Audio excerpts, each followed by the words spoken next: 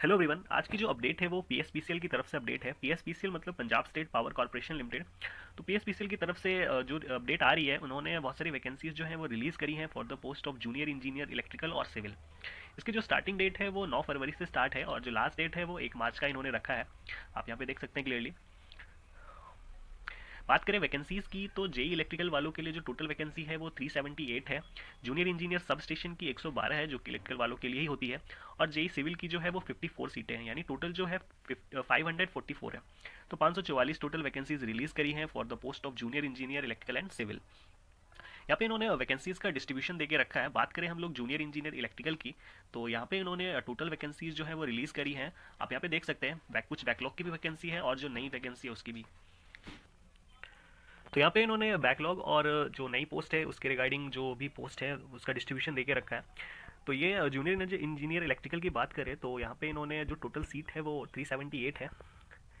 यूआर की 130 है जो कि बैकलॉग वैकेंसी है। टोटल 248 है।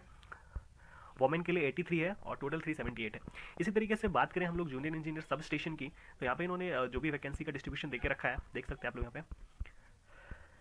जो बैकलॉग है वो 20 है और जो टोटल पोस्ट जो नई वाली है 92 है, वुमेन के लिए 31 है और टोटल जो पोस्ट है वो 112 है। उसी तरीके से जूनियर इंजीनियर सिविल की बात करें तो यहाँ पे इन्होंने देख रखा है जो टोटल पोस्ट है वो 54 है। और इस तरीके से इन्होंने डिस्ट्रीब्यूशन देके रखा है, आप इसको देख सकते हो एक बार। बात करें इंपॉर्टेंट पॉइंट की, तो यहाँ पे इन्होंने जो भी यहाँ पे इन्होंने कुछ पॉइंट दे रखा है जो कि वुमेन के लिए बताया है। वुमेन के लिए जो भी रिजर्वेशन वगैरह है वो पंजाब सिविल सर्विसेज के अकॉर्डिंग इन्होंने बताया है, जो कि 2022 में हुआ था उसके अकॉर्डिंग इन्होंने बताया। यहाँ पे इन्होंने ये भी बताया कि अगर जो भी वैकेंसी है वो वुमेन के लिए रिजर्व नहीं है तो वो दूसरे कैंडिडेट्स के लिए अवेलेबल होगी। यहाँ पे इन्होंने ये बताया कि अगर कोई कैंडिडेट मतलब जो भी फॉर्म भरेगा वो अच्छी तरीके से भरना चाहिए, दोबारा आपको करेक्शन करने का मौका नहीं दिया जाएगा, सीधा आपका फॉर्म जो है वो रिजेक्ट कर दिया जाएगा। और जो 4 पॉइंट में इन्होंने ये बताया है कि जो वैकेंसीज है वो इंक्रीज और डिक्रीज हो सकती है as per PSPCL rule.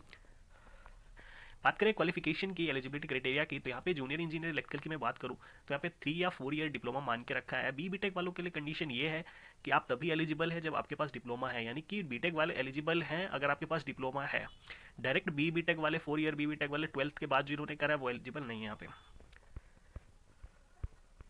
Junior engineer sub station में भी वही कंडीशन इन्होंने रखी है कि आपके पास डिप्लोमा होना चाहिए, डिप्लोमा के बाद अगर आपने बीटेक कर रखा है तो आप एलिजिबल हो, अदरवाइज नहीं। सिविल के लिए भी सेम क्वालिफिकेशन कि आपके पास डिप्लोमा इन सिविल होना चाहिए और उसके बाद अगर आपने बीटेक कर रखा है तो आप एलिजिबल हो, अदरवाइज नहीं। जो मोस्ट इंपॉर्टेंट जो क्वेरी है यहाँ पे, क्या अदर स्टेट वाले एलिजिबल हैं या नहीं है, तो यहाँ पे इन्होंने ये लिख रखा है कि अदर स्टेट वाले जो हैं वो एलिजिबल है, बट द कंडीशन इज कि आपके पास क्वालिफिकेशन में पंजाबी लैंग्वेज आपको आनी ही चाहिए। 10th में या फिर मेट्रिकुलेशन या इक्विवेलेंट में अगर आपने 10th बोर्ड में अगर आपने पंजाबी लैंग्वेज पास कर रखी है तो आप एलिजिबल हो, अदरवाइज आप एलिजिबल नहीं हो यहाँ पे। एज लिमिट की बात करें यहाँ पे तो इन्होंने यहाँ पे लिख रखा है कि जो मिनिमम एज है वो 18 साल है और जो मैक्सिमम एज है वो 37 ईयर है। रिलैक्सेशन की बात करें तो एससी और बैकवर्ड क्लास के लिए उन्होंने 5 ईयर का रखा है और जो हैंडीकैप्ड है उनके लिए उन्होंने 10 साल का रखा हुआ है। यहाँ पे इन्होंने नोट में यही बताया है कि जो भी एलिजिबिलिटी क्राइटेरिया अगर उसको फुलफिल कर रहे हैं तो आप इस फॉर्म को अप्लाई कर सकते हैं। उसके बाद इन्होंने यहाँ पे क्या क्या बताया है कि यहाँ पे इन्होंने ये बताया कि अगर कोई कैंडिडेट जो है वो अपेयरिंग वाले कैंडिडेट्स है तो वो एलिजिबल हैं अपेयरिंग वाले, बट आपका जो रिजल्ट है वो लास्ट डेट तक आ जाना चाहिए, यहाँ पे इन्होंने ये बताया है। एप्लीकेशन फ़ी की बात करें तो यहाँ पे इन्होंने एप्लीकेशन जो है वो यहाँ पे इन्होंने बताया कि यूआर वालों के लिए 1200 रुपये लगेंगे और जो SC ST वाले के लिए आपको 750 रुपये लगेंगे। फ़ी जो होगा वो ऑनलाइन मोड में होगा।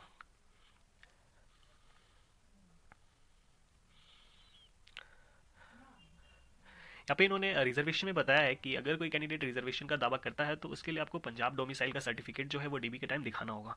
तो यहाँ पे इंपॉर्टेंट यही है।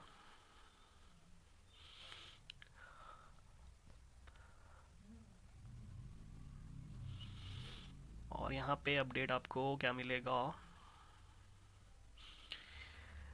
यहाँ पे इन्होंने और यही बताया है कि जो जो भी आपका जो सर्टिफिकेट वगैरह होगा, चाहे वो EWSO SC BC जो भी है, तो वो गवर्नमेंट ऑफ पंजाब के अनुसार बना होना चाहिए। स्टेट सर्टिफिकेट ये लोग खोज रहे हैं, आप बनवा सकते हैं। अगर आपके पास कोई अगर कोई स्पोर्ट्स कोटे से है तो उनको भी रिजर्वेशन दिया गया है, यहाँ पे इन्होंने क्लियरली लिखा हुआ है। बात करें एग्जामिनेशन पैटर्न की, तो जो 70 क्वेश्चन होंगे वो आपके डिसिप्लिन के होंगे, जीके के क्वेश्चन 10 होंगे, रीजनिंग 10 होगी और इंग्लिश 10 होगी। यानी टोटल 100 नंबर का एमसीक्यू आपका रहने वाला है। टोटल 100 नंबर का क्वेश्चन होगा, जो नेगेटिव होगा वो 1/4 रहने वाला है, और टोटल जो टाइमिंग है वो 2 घंटे आपको मिलने वाले हैं, यानी 120 मिनट में 100 क्वेश्चन आपका रहने वाला है।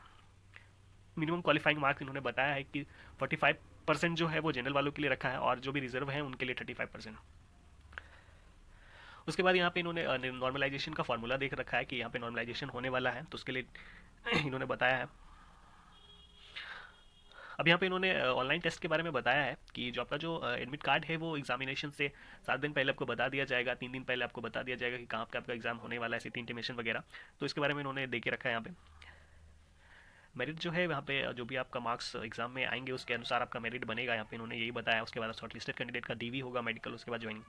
तो यहाँ पे इन्होंने ये बताया है, आप देख सकते हैं अपॉइंटमेंट ज्वाइनिंग वगैरह की। यहाँ पे इन्होंने लास्ट में ये बताया कि अगर आपने कोई भी जानकारी है वो गलत बताई है या फिर मिसकंडक्ट आप कर रहे हैं कुछ भी अनफेयर, तो आपके अगेंस्ट एक्शन हो सकता है। उसके बाद यहाँ नीचे में इन्होंने ये बताया कि कैसे कैसे फॉर्म जो है वो अप्लाई करना है, आप उसका पूरा प्रोसीजर देख सकते हैं। एप्लीकेशन फ़ी जो है वो नॉन रिफंडेबल है। तो this was the update for PSPCL। नीचे में उन्होंने यहाँ पे ना एक चीज़ और बताई है कि जो कोई भी TADA जो है वो नहीं मिलने वाला है आपको, तो ये भी एक अच्छी इंपॉर्टेंट बात है यहाँ पे। तो this was the update for PSPCL। Thanks for watching.